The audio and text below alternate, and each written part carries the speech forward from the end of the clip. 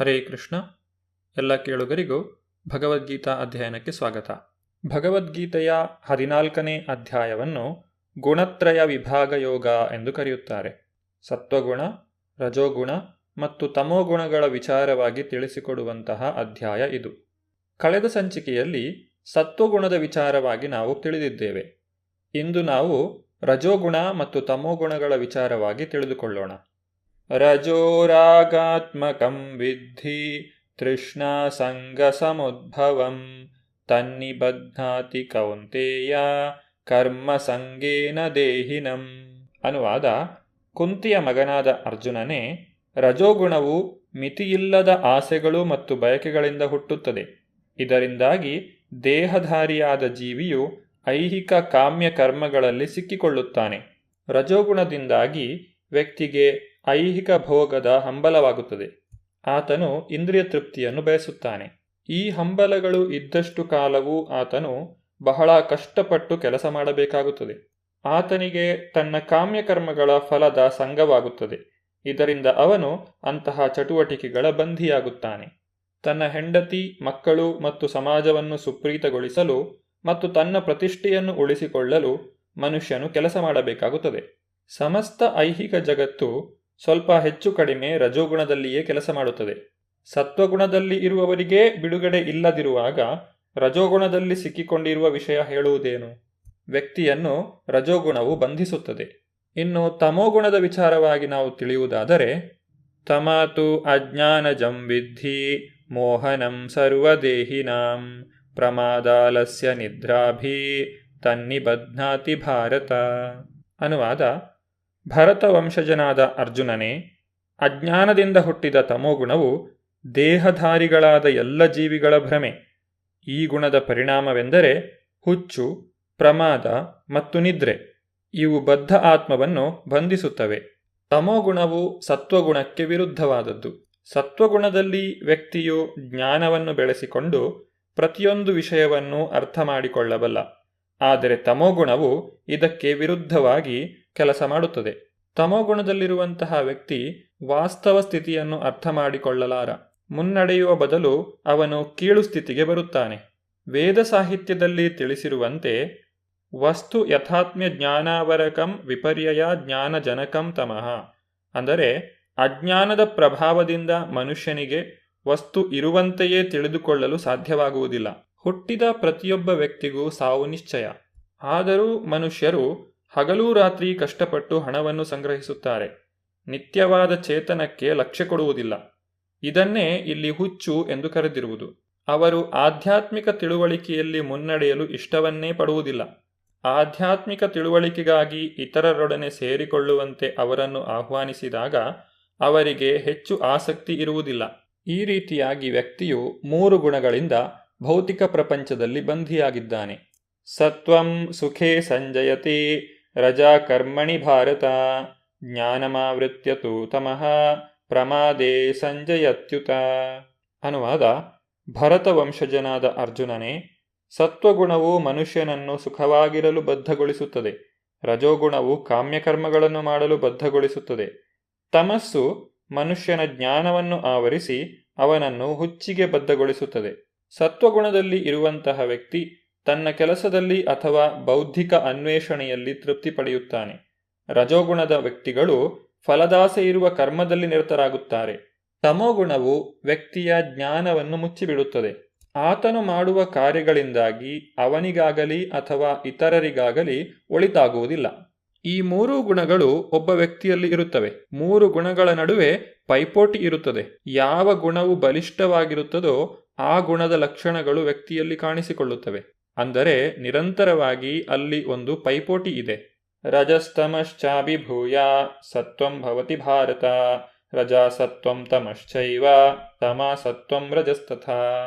ಅನುವಾದ: ಭರತ ವಂಶಜನಾದ ಅರ್ಜುನನೇ, ಒಮ್ಮೊಮ್ಮೆ ಸತ್ವಗುಣವು ರಜೋಗುಣವನ್ನು, ತಮೋಗುಣವನ್ನು ಸೋಲಿಸಿ ತಾನು ಪ್ರಬಲವಾಗುತ್ತದೆ. ಕೆಲವೊಮ್ಮೆ ರಜೋಗುಣವು ಸತ್ವ ಮತ್ತು ತಮೋಗುಣಗಳನ್ನು ಸೋಲಿಸುತ್ತದೆ. ಇನ್ನೂ ಕೆಲವು ಬಾರಿ ತಮೋಗುಣವು ಸತ್ವ ಮತ್ತು ರಜೋಗುಣಗಳನ್ನು ಸೋಲಿಸುತ್ತದೆ. ಈ ರೀತಿಯಲ್ಲಿ ಮೇಲುಗೈಯಾಗಲು ಸದಾ ಸ್ಪರ್ಧೆ ಇರುತ್ತದೆ. ಸತ್ವಗುಣವು ಪ್ರಬಲವಾದಾಗ ರಜೋಗುಣ ಮತ್ತು ತಮೋಗುಣಗಳು ಸೋಲುತ್ತವೆ. ರಜೋಗುಣವು ಪ್ರಬಲವಾದಾಗ ಸತ್ವ ಮತ್ತು ತಮೋಗುಣಗಳು ಸೋಲುತ್ತವೆ. ತಮೋಗುಣವು ಪ್ರಬಲವಾದಾಗ ರಜೋಗುಣ ಮತ್ತು ಸತ್ವಗುಣಗಳು ಸೋಲುತ್ತವೆ. ಕೃಷ್ಣ ಪ್ರಜ್ಞೆಯಲ್ಲಿ ಮುನ್ನಡೆಯಲು ವಾಸ್ತವವಾಗಿ ಮನಸ್ಸು ಮಾಡಿದವನು ಈ ಮೂರೂ ಗುಣಗಳನ್ನು ಮೀರಬೇಕು. ಪ್ರಕೃತಿಯ ಈ ಗುಣದ ಪ್ರಾಬಲ್ಯವು ಮನುಷ್ಯನ ವ್ಯವಹಾರಗಳು, ಚಟುವಟಿಕೆಗಳು, ಆಹಾರ ಮೊದಲಾದವುಗಳಲ್ಲಿ ಪ್ರಕಟವಾಗುತ್ತದೆ. ಈ ವಿಚಾರವಾಗಿ ನಾವು ಮುಂದಿನ ಅಧ್ಯಾಯದಲ್ಲಿ ತಿಳಿಯಲಿದ್ದೇವೆ. ಮನುಷ್ಯನು ಪ್ರಯತ್ನಪೂರ್ವಕವಾಗಿ ಅಭ್ಯಾಸ ಮಾಡಿದರೆ ಅವನು ಸತ್ವಗುಣವನ್ನು ಬೆಳೆಸಿಕೊಳ್ಳಬಹುದು. ಹೀಗೆ ತಮೋಗುಣ ಮತ್ತು ರಜೋಗುಣಗಳನ್ನು ಸೋಲಿಸಬಹುದು. ಸತ್ವಗುಣದಲ್ಲಿ ಬರುವುದರಿಂದ ವ್ಯಕ್ತಿಯು ಸಂತೋಷವಾಗಿರಬಹುದು ಮತ್ತು ಜ್ಞಾನವನ್ನು ಬೆಳೆಸಿಕೊಳ್ಳಬಹುದು. ಇದು ಆಧ್ಯಾತ್ಮ ಸಾಧನೆಗೆ ಬಹಳ ಅನುಕೂಲಕರವಾದಂತಹ ಗುಣ. ಆದರೂ ಸತ್ವಗುಣವೂ ಬಂಧನವನ್ನು ಉಂಟು ಮಾಡುತ್ತದೆ. ಸತ್ವಗುಣವನ್ನು ಮೀರಿ ನಿಂತಾಗ ಅದನ್ನು ವಸುದೇವ ಸ್ಥಿತಿ ಎಂದು ಕರೆಯುತ್ತಾರೆ.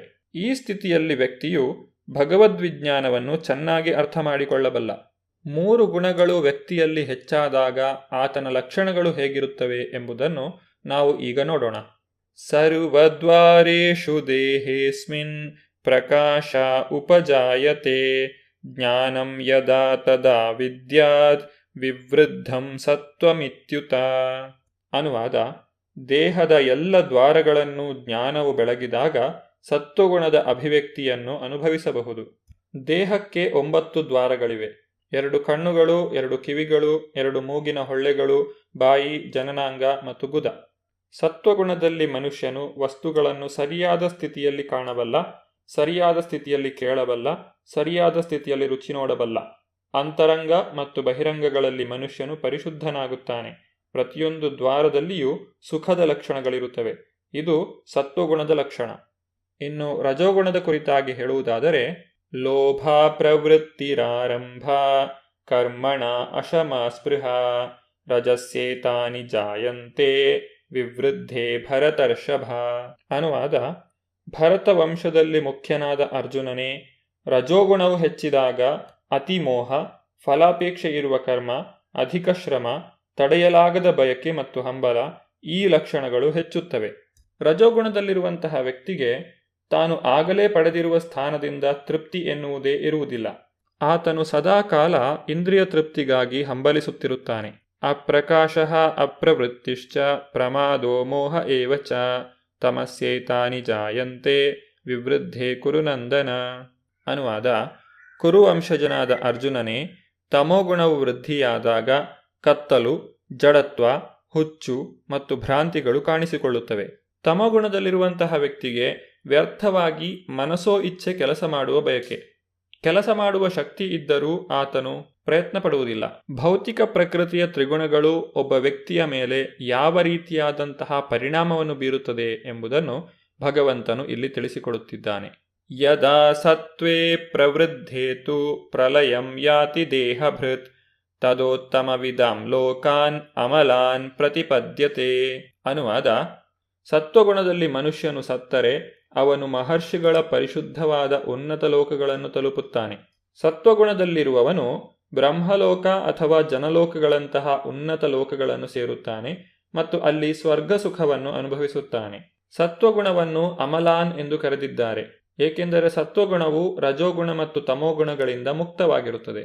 ಸತ್ವಗುಣವು ಐಹಿಕ ಜಗತ್ತಿನ ಅಸ್ತಿತ್ವದ ಅತ್ಯಂತ ಪರಿಶುದ್ಧ ರೂಪ. ಬೇರೆ ಬೇರೆ ರೀತಿಗಳ ಜೀವಿಗಳಿಗೆ ಬೇರೆ ಬೇರೆ ರೀತಿಗಳ ಲೋಕಗಳಿವೆ. ಸತ್ವಗುಣದಲ್ಲಿ ಮರಣ ಹೊಂದಿದವರು ಮಹರ್ಷಿಗಳು, ಮಹಾಭಕ್ತರು ಇರುವ ಲೋಕಗಳಿಗೆ ಹೋಗುತ್ತಾರೆ. ರಜಸಿ ಪ್ರಲಯಂ ಗತ್ವಾ ಕರ್ಮ ಸಂಗಿಷು ಜಾಯತೆ ತಥಾ ಪ್ರಲೀನಸ್ತಮಸಿ ಮೂಢಯೋನಿಷು ಜಾಯತೆ. ಅನುವಾದ: ರಜೋಗುಣದಲ್ಲಿ ಮರಣ ಹೊಂದುವ ಮನುಷ್ಯನು ಫಲಾಪೇಕ್ಷೆ ಇರುವ ಕರ್ಮಗಳಲ್ಲಿ ತೊಡಗಿರುವವರ ಮಧ್ಯೆ ಹುಟ್ಟುತ್ತಾನೆ. ತಮೋಗುಣದಲ್ಲಿ ಮನುಷ್ಯನು ಸತ್ತರೆ ಪ್ರಾಣಿ ವರ್ಗದಲ್ಲಿ ಹುಟ್ಟುತ್ತಾನೆ. ಜೀವಾತ್ಮನು ಒಂದು ಸಲ ಮನುಷ್ಯ ಜೀವನದ ನೆಲೆಯನ್ನು ತಲುಪಿದರೆ ಅದಕ್ಕೆ ಮತ್ತೆ ಅಧಪತನ ಇಲ್ಲ ಎಂಬ ಮಾತು ಸತ್ಯವಲ್ಲ. ಮನುಷ್ಯನು ತಮೋಗುಣವನ್ನು ಬೆಳೆಸಿಕೊಂಡರೆ ಅವನು ಮತ್ತೆ ಪ್ರಾಣಿ ಜೀವನಕ್ಕೆ ಇಳಿಯಬೇಕಾಗುತ್ತದೆ. ಅಂದರೆ ಅವನು ಮುಂದಿನ ಜನ್ಮದಲ್ಲಿ ಪ್ರಾಣಿಯಾಗಿ ಹುಟ್ಟಬೇಕಾಗುತ್ತದೆ. ವ್ಯಕ್ತಿಯ ಮರಣಾನಂತರದ ಜೀವನದ ಮೇಲೆ 3 ಗುಣಗಳು ಯಾವ ರೀತಿಯಾಗಿ ಪರಿಣಾಮ ಬೀರುತ್ತದೆ ಎಂಬುದನ್ನು ನೋಡಿದೆವು.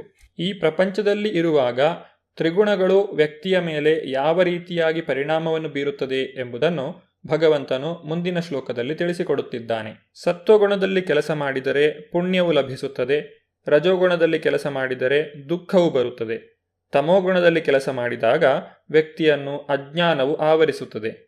ಈ ವಿಚಾರಗಳ ಕುರಿತಾಗಿ ನಾವು ಮುಂದಿನ ಸಂಚಿಕೆಯಲ್ಲಿ ತಿಳಿದುಕೊಳ್ಳೋಣ. ಧನ್ಯವಾದಗಳು. ಹರೇ ಕೃಷ್ಣ.